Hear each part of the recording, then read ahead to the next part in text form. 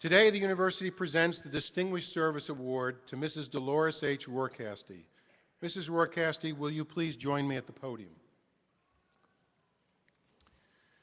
Dolores Rohrkaste has devoted her time and energies to SIUE for more than 50 years, beginning before ground was broken for its development. As the first woman president of the Edwardsville Chamber of Commerce, Mrs. Rohrkaste was instrumental in organizing a committee of 12 members in 1953 that proposed the creation of our university. Despite receiving threatening letters during this time that said things like, "Why don't you stay home and take care of your kids?" Dolores chaired the bond rally to raise funds to purchase land and construct buildings, and was one of 8 individuals to break ground for the first facility in 1963. She even attended SIUE's first class that was held in the Edwardsville Junior High School. An experienced businesswoman, Mrs. Rohrkaste and her husband Bill owned a dairy in Edwardsville, and she continues to own a real estate appraisal office in Clayton, from which she retired in 2003. She served as the first chairman of the Hospital District Committee, bringing Anderson Hospital to nearby Maryville, Illinois, chaired a committee to buy land behind Main Street to allow for additional parking in downtown Edwardsville, and served on the Bi-State Advisory Board for the Great River Road leading from Alton to Grafton, Illinois.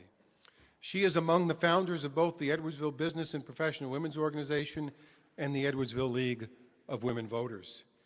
In recognition of her contributions, Mrs. Rohrkaste received the Outstanding Citizen of Edwardsville Award in 1959 and was appointed in 1966 to the Governor's Commission on the Status of Women. Currently, Dolores is a member of the Greater Edwardsville Area Community Foundation and the Main Street Community Center. Dolores continues to support SIUE today as a member of the Friends of Lovejoy Library Advisory Board, the Meridian Society, and through her involvement with the SIUE Foundation.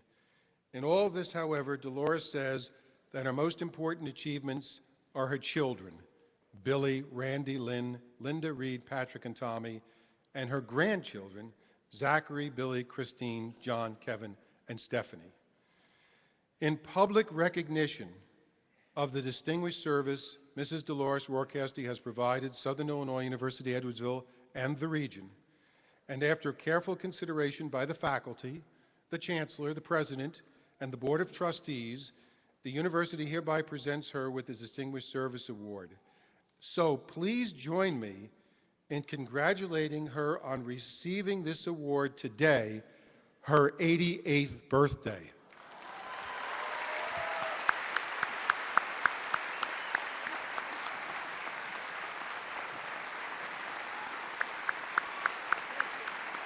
I will move this down for you.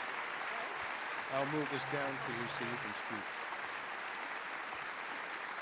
Congratulations. And here's wishing her 88 more. Mrs. Rohrkaste will now address the graduates, their families, and guests. Thank you. Thank you, Chancellor Vandergift. Mrs. Vandergift, would you stand? All right. Thank you.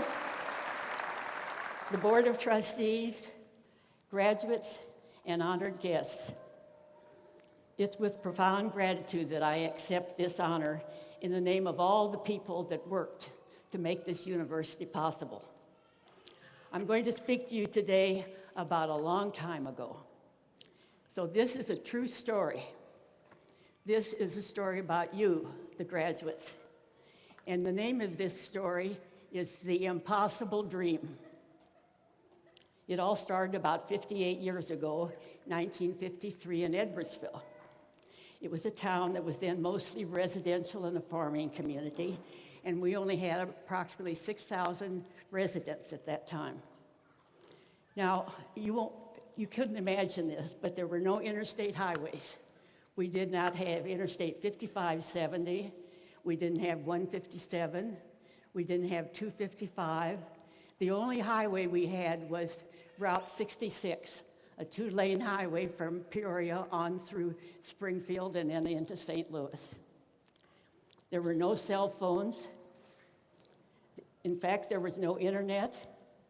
And there was a phone system in place where you had to pick up the telephone, You had to ask a live operator for the number, and she had to dial it. So that seems like it's 100 years ago, but that's really just 58 years ago. But Edwardsville had two things going for it. We had an active Chamber of Commerce with an active president, which was the first female, and the largest county population in downstate Illinois.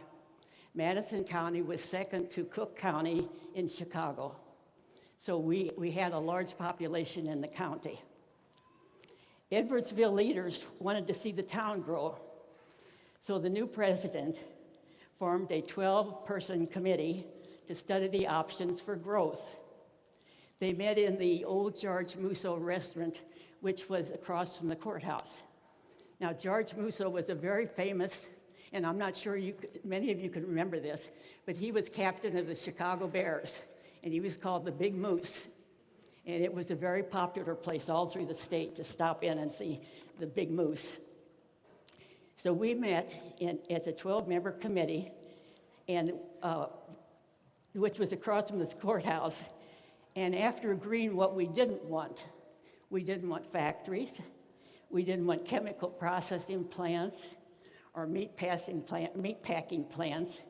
And then someone in the committee said, why don't we have a university?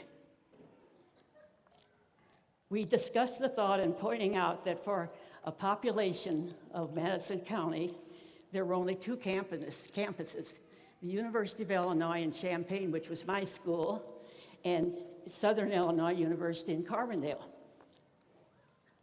But we felt we needed a university here to serve those families who could not afford the expensive universities in St. Louis, or could they afford to send their kids away to school. At that time, there was only 3% population of people that held college degrees, just 3%. So it was decided that I would write to the University of Illinois President David Henry and to President Delight Morris at Southern Illinois Carbondale. The only one to write back was President Morris.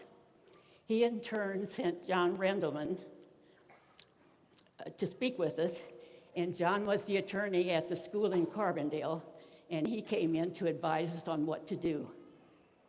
Well, the news spread quickly. The Rotary Club of Edwardsville and other civic groups contacted us and asked us how they could help.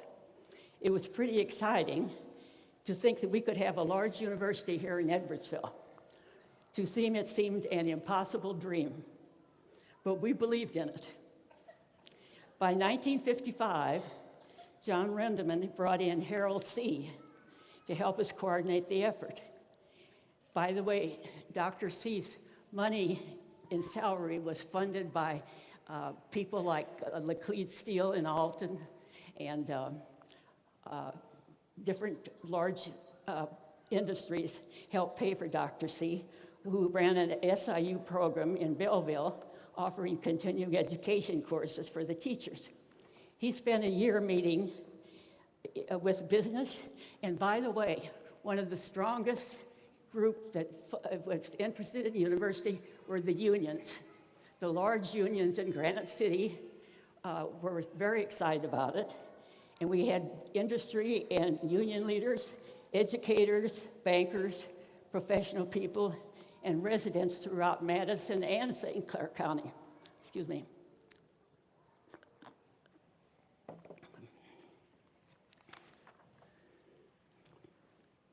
Well, now, where would we build this campus? We had no idea. We had two counties now that were interested. And finally, Dr. C hired a man by the name of Dr. Anslow Myers from New York University. He came down and did a study, and Troy, Illinois wanted the campus, Belleville wanted the campus, East St. Louis wanted the campus, and finally, we found out later that Edwardsville would be the location because we were in the center of all these surrounding villages. From there, Dr. C set up a committee for each community. Edwardsville, Alton, Wood River, Granite City, East St. Louis, Troy, and Belleville. Charles Schmidt and I were co-chairmen for Edwardsville. Each committee had a chair, and we were charged in raising money to purchase the land. It is believed that we wouldn't be able to get Springfield's attention unless we presented the legislator with the land all tied up with a red bow. Now, we raised money, your grandparents and your great-grandparents, the unions, the owners of Olin Matheson and different areas, they bought 75 farms, 2,600 acres, and we delivered those 75 farms to the state of Illinois. They couldn't turn us down. There's no way to do it.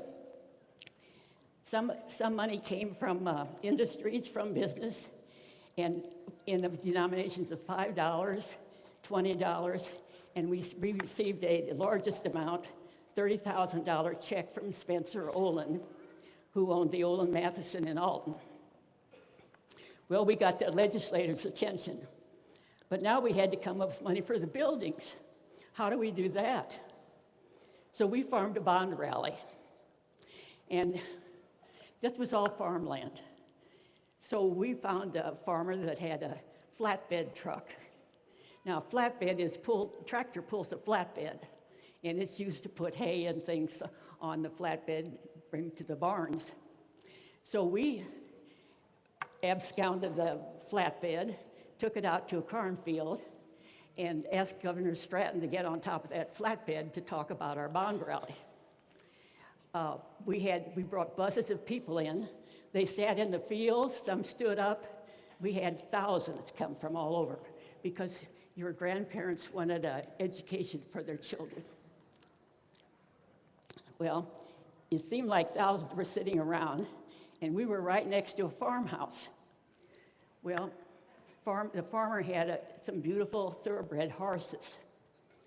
So as we were sitting on this flatbed and talking to them about the bond rally, a helicopter flies over. The Post-Dispatch had a photographer that was hanging out the side of the helicopter, and he was taking pictures. Well, out comes the farmer with a shotgun. And he shot at the helicopter, and he hit it. So the horses were spooked, and that's why the farmer came out. And thank heavens no one was hurt, but all was well after our court hearings, and no one went to jail. But it was great publicity. You can't believe the publicity we had on that. Then we found out that the Chicago politicians weren't having any part of helping us with the downstate university. They didn't want us included in the bond issue. And that was necessary to achieve our dream. I don't know what the problem was. All we wanted was $25 million. It seemed impossible, but John Rendham was very politically savvy, and he knew his way around Springfield. He met with the Chicago contingents, and he brokered a deal with them. The downstate group would support the bond issue if they had a new campus for the U of I in Chicago, if they would in turn support our classrooms in Edwardsville. Also, Spencer Olin was a great friend of Governor Stratton and convinced him it was the right thing to do. So the statewide issue election was held November 8th, 1960, and it passed with 3 counties, Cook County, St. Clair County, and Madison. And that's the beginning of Southern Illinois University, Edwardsville. The first groundbreaking was June the 3rd, 1963, and that is now the Peck Building. Chancellor Vandergrift has the original shovel and hard hat that I used in his office. Now, I could tell you many stories about what happened, but I know you're anxious to get out of here. But I'm going to tell you one more thing. When we were trying to buy the farmland, a St. Louis real estate company was asked to make land purchases, but not reveal who the buyer was. Now, there were rumors flying around in the state of Illinois that a new penitentiary was going to be built in Illinois. And most of the farmers thought they were inquiring about land for a new prison. it got pretty emotional. And one day on the west entrance of the campus, where the old Pogue Road is, and many of you come in on the west side, the agents were ready to leave at 4 o'clock in the afternoon, and the farmers met the agents at the old Pogue Road. They pulled them out of the car, and they tarred and feathered them, put them back in the car, and that's the last we saw of the agents. They never came back. So I wanted to point out some of the things we were up against. And now, you've all realized your dream. Maybe you've endured hardships, and you most certainly worked hard to be where you are today. Maybe you worked 2 jobs, and maybe you were foregoing other things to arrive here. And you'll probably encounter more challenges, just like the 90,000 graduates of SIUE who have gone before you. Challenges that have the potential to help you realize your goals. But know this, what seemed impossible at the time can become a dream realized. So keep dreaming your impossible dreams, because it's possible to achieve them. You are living proof of what we dreamed 58 years ago. Our impossible dream became a reality. Good night, good luck, and go E!